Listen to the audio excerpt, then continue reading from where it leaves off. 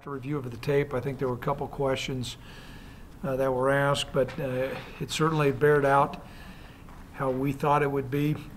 Two evenly matched football teams that turnover margins were really going to come into play. You had two really good defenses, and it was a close ball game, and we came up short on the turnover margin and came up short on the scoreboard. I certainly think Fresno played really well, and they're going to be in the championship game, and so more power to them. And they beat us, and so we'll move on. Getting ready for San Jose. It's a great opportunity for us to get win number 8, which anytime you go on the road in the Mountain West is always a challenge. San Jose is very capable of. They have got a good football team that at times has really made a lot of plays, and some other times they've been bitten by the turnover bug, and we're going to need to generate a lot of takeaways defensively to create some field position. They've vacillated back and forth with quarterbacks. They've settled in, I believe, on Aaron as a tall, angular freshman, a guy that moves around really well. And they've got an excellent middle linebacker, Ginda.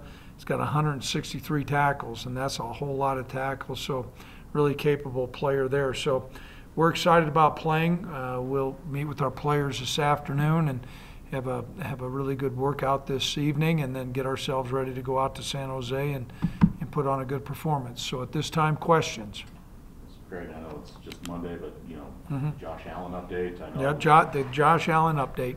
I would say it's day by day. We're seeing some pretty significant progress, and I don't know if he'll practice today. I talked to the sports medicine people early this morning. They're encouraged about some of his progress, but we'll certainly let you know. Coach, I guess you mentioned Frank Ginda. He had a pretty impressive resume even coming into this year. Just what does he do so well, and what would you guys have to be kind of? Well, what he carries his pads really well. He's got a good nose for the football. We'll need to make sure we get some movement up front on their defensive linemen. That's always a challenging a situation for a linebacker when you have offensive linemen coming downfield on you. We'll need to get some movement on him. And then I think also we're going to need to make sure we put him in a run-pass conflict to where, we're not one-dimensional, that we're able to run or pass. You mentioned, you look at the film about, how Nick played last week, and his last 2 drives, certainly showed some things. And look, I know he hadn't started a game in a long time, but do you feel, after looking at the film, what are your thoughts? Sure. Maybe do you open things up more for him? Right. This game That's a $1 million question, because we did move the ball through the air at the tail end of the game. However, I can say defensively, you staged some things at times because the clock is your ally, and we knew we were racing against the clock. I thought Nick played well. He operated our offense well. We were clean. He didn't turn the ball over. There were no interceptions, and there was some pressure on him. So we're pleased with his progress and appreciate his efforts. You're mentioning not expecting Josh back next year. Is this some valuable, experience for you to look at Nick if he does play again this week, or even just last week, to see that? Well, right now we're just looking, and that's not to dance around your question. We're looking at one game. We're trying to get to win 8, and so we'll evaluate that after we go, and we'll see who plays quarterback for us this week. When San Jose's had some success, Craig, I know that doesn't show up in the win-loss record that much, but what have they done well? Is it speed on the edges? Is it some big plays or running? What have you seen them do well when they've had some success? Sure. First of all, they're getting over 300 and some yards, and they're throwing the ball pretty well. They're running the ball some, but I think they're throwing the ball well, and they've got some good skill players and big offensive linemen.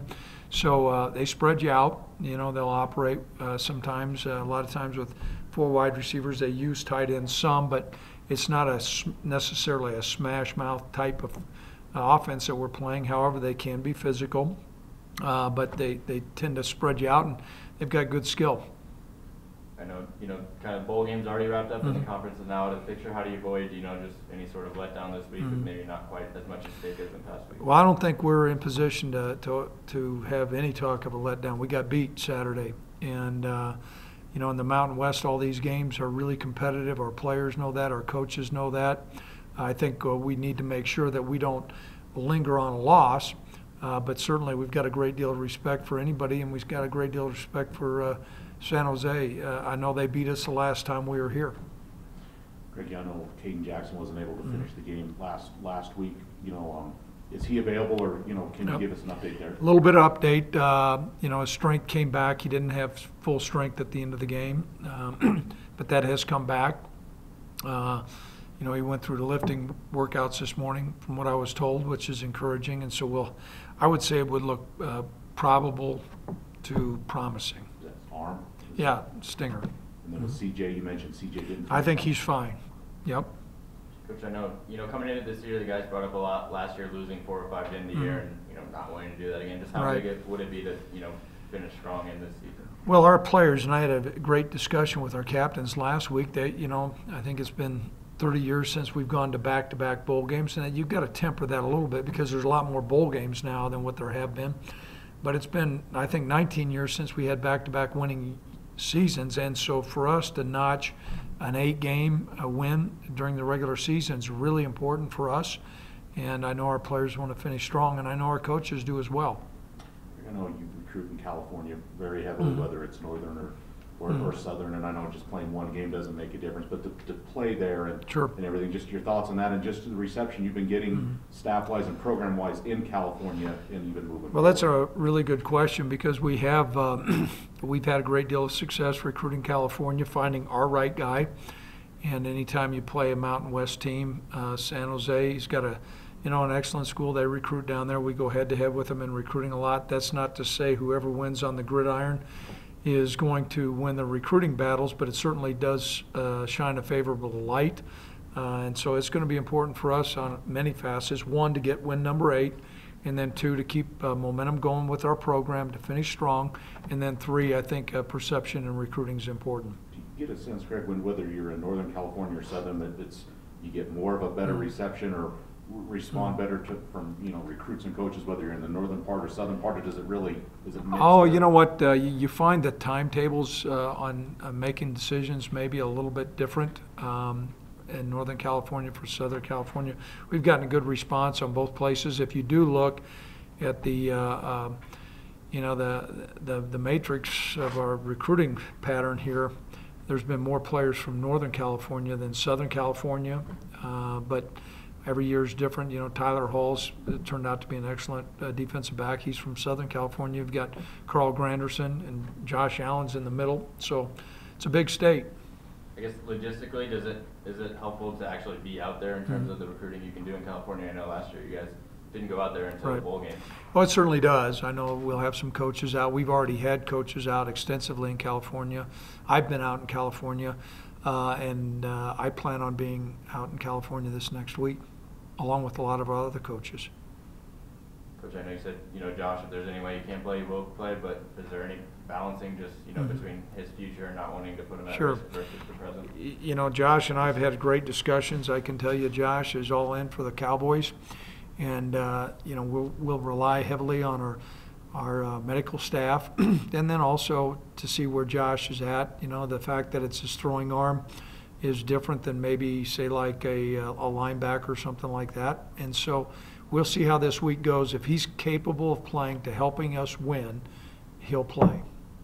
Coach, going back to Saturday, what really impressed you about your defense? Our defense? I thought there's a couple things that really became apparent. I thought we played great red zone defense. When we were able to hold up, Fresno moved the ball some.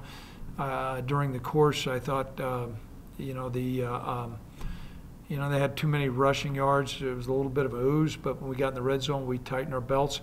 And then on the flip side, though, when it became in that 4-minute drill, when Fresno was trying to run the ball and trying to run the clock out, our guys bowed up, and we got the ball back. And so I thought our guys played hard. However, I do think, we had probably more missed tackles than what we typically do. You need to credit Fresno a little bit for that. But, if there was maybe a little bit of a hangover from the Air Force game, I don't know, we seemed a little heavy-legged. But I thought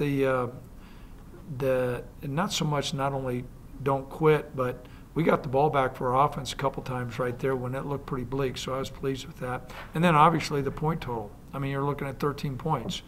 And typically, you know, as games go, 13 points and make an opponent punt 9 times, that's pretty good. With Logan Wilson and I guess Andrew Winger as well, both went over the 100 tackle mark. I know you guys aren't, you know, all that focus on the individual stuff, but with Logan particularly this year, just how impressed have you been with what he's done moving to that? I think he's really he's taken the move from Will to Mike, and that has been a smart move on our part.